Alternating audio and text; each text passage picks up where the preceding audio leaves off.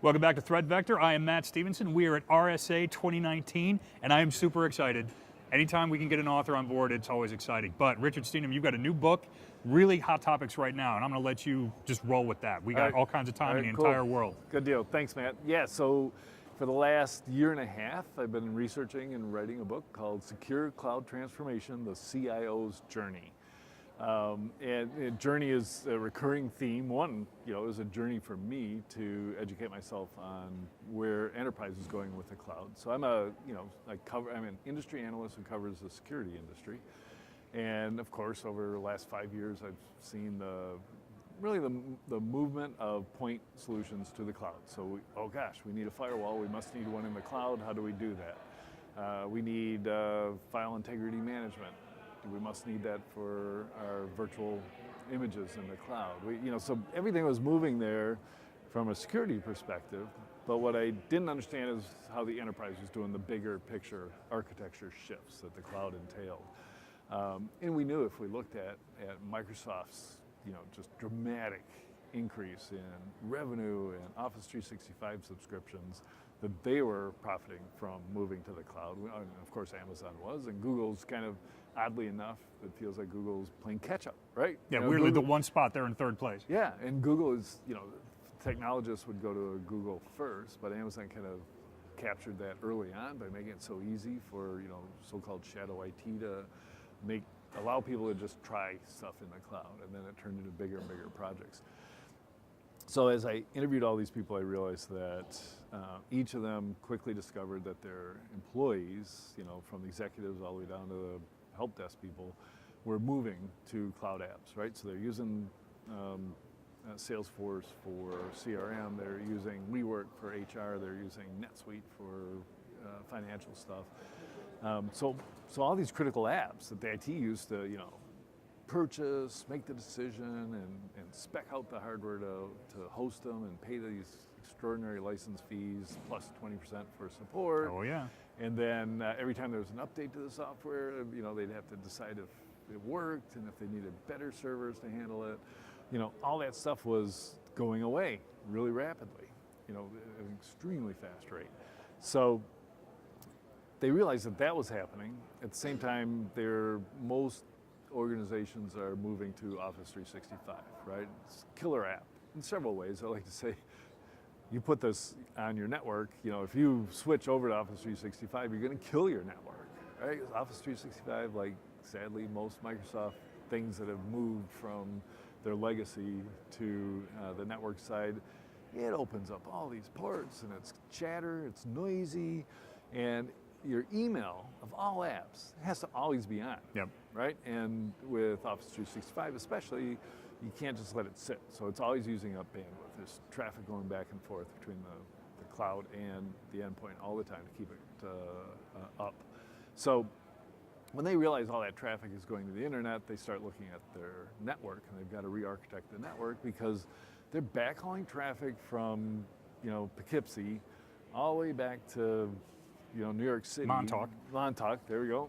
And then they end up sending it out to the internet and bringing it back, and every time it comes back, they got to put it through a stack this high of security equipment to make sure it's cleaned and all the rest. And of course, it's SSL encrypted, so they got to decrypt it. And then each one of those devices has to be load balanced. So they got all this stuff there that they're filtering this stuff through that they probably didn't need to.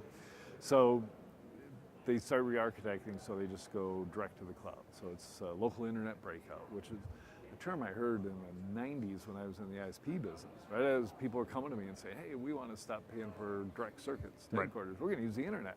And here we are 20 years later, and that is now becoming a enterprise movement, I guess, to see that happen. Now, question for you, in the book, you worked with some big, sexy companies. Don't know if we have clearance to name them, but trust me, you've heard of them. They're in the book. All right, then. Yeah, so Siemens, Pulte Group. Really big. Yeah. Was there a tipping point? Because these are the type of companies that were notoriously risk averse, and for good reason. Was there a tipping point with these type of cloud applications where they finally said it makes more sense to use their servers instead of our servers? Yeah, each had a different story. That's the fun of doing this. Some had there was a oil and gas was, like drill head manufacturer. And they ended up, during the financial crisis, oil prices dropped dramatically, so everybody in that industry was no longer profitable, so they had to cut costs.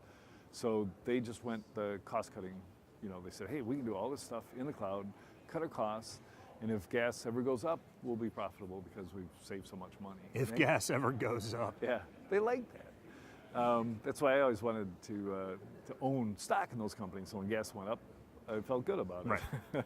So, interestingly enough, he says the end users started accusing IT of getting too much money from the budget because everybody's cost cutting and there's layoffs, and all of a sudden we got all this capability. I mean, what's this SharePoint thing? What's this Yammer thing? What's this, OneDrive thing? That I just want to hear you say that IT gets too much budget. Just one more time. I'm not sure if I ever heard that said seriously before. And it wasn't the case. They'd cut budgets almost in half. Yeah. But because of the, all the features you get when you move to the cloud and the new features, it's like, hey, it's Monday morning and you've got 10 new features you can play with, and everybody starts using them.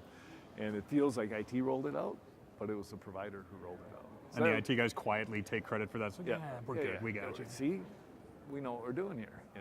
Went elaborate testing. It's like, no, it's, if Microsoft adds something, you have it. It's great. So that's one great story. Others would crazily just say, hey, cloud's a new thing, we got to jump on it. And they would shut down a data center, move to the cloud, and it would be a disaster. Yeah, here's a blank PO, go get them. Right, exactly. Complete disaster. They'd have to, do a disaster recovery just to get everything back into the data center and start over. And you can just imagine. So those are kind of two extremes. But other ones, let's look at what our, let's find out what our applications are. And they're always surprised. Oh my God, we have 16,000 applications that are used. So let's rationalize them a little bit. Pick one or maybe two cloud apps, depending on the regions people are in, for each function. And then figure out the ones that we have to support ourselves because it's special stuff that nobody else can do, and approach it logically over a 3 or 4 year period. So companies like GE would literally take, decide that they're going this way, but still take 3 to 5 years to get there. Mm-hmm. But now they're in a much better position. Now, you spent the last few years deeply immersed in studying the cloud and these types of transitions. How is cloud security? How do you feel about the state of security from a user's perspective? So I think it's great. I think, I feel very comfortable with Microsoft handling my email versus, having my own server, for instance, because I can't update it and patch it as I'd like. And you've seen some of the reports coming out of Microsoft where they detect stuff that's going on and they reach out to a politician who's being attacked by Russians. So I feel much more comfortable with a cloud app than I do with a locally hosted app. And I think in general, and from what came out of this book, is I've become extremely optimistic that we are solving the enterprise network security problem now. And going forward, we just won't have all the issues that we had before because they're calling it zero trust and software-defined perimeter, but basically eliminate all this. The network security is all about taking traffic and filtering it, applying policies to it. Now we're going to take end users and we're going to take applications and we're going to have policies about who can reach what application, and we're going to do that with our Okta or Active Directory, that's also cloud hosted, and so we're going to authorize, we're going to authenticate, we're going to authorize, and after that, those people are allowed access to an app. The attackers can't see the app because they're not authorized to even see the app. And then the final step is, because I've heard a few people saying that they do zero trust networking, that is all software-defined perimeter, software-defined networking. So that the control point there is the SDN device that you're deploying everywhere. It shouldn't be there at all, right? It should be in the cloud that you make the decision of who gets access to what. And instead of, okay, you've got access, so now I'm going to point your traffic to the IP address of where the application is. It's, okay, I'm a broker for the application. I've authenticated you. I'm going to tell the application that you want to log in. And the application is going to reach out to you and ask you to log in. And it takes me back to when oil and gas used to put modems on each pumping station so they could dial in and get the stuff. And which really isn't that long ago in the grand scheme of things, but we're all like nostalgic for those days. I can remember it. So not that long ago. And so I was talking to the Alaska pipeline, which manages the big Alaska pipeline. And I asked them, so I can just war dial all your numbers and find those modems? They go, well, you could do that, but the modem's going to hang up on you and call back to the data center, right? It's phone home. And that's what this new era is. The apps are phoning home to the user. So it's one of the companies I interviewed manufactures these huge diesel engines for marine, vessels. And, so we're talking giant machines with tons of sensors on them. And they used to have to, use a sat phone, call the ship and say, hey, could you connect to the modem, on the engine so that we can gather the data to see what the wear and the bearings are heating up or something. Now they can just be online all the time. And with zero trust networking, those things can call back whenever they need to. Well, shameless plug time. Let's get word out there. You've got a lot of stuff going on in addition to the book. People looking for you, whole world? Yeah, people can find me, best place is Twitter/Cyberwar. And you can get a hold of me that way or LinkedIn. IT Harvest is the name of my independent analyst consulting firm. Find the book on Amazon, Secure Cloud Transformation. You can search on Secure Cloud and it comes up first. And if you're at RSA, we're doing book signings, and even in the bookstore upstairs from here. An actual bookstore with books in it. Actual bookstore with physical books, and they will ship them home for you so you don't have to lug them around. And they're half sold out, and it's only the first day. That's what I'm talking about. And after this video drops, it's over. Yep. No more books ever. That's right.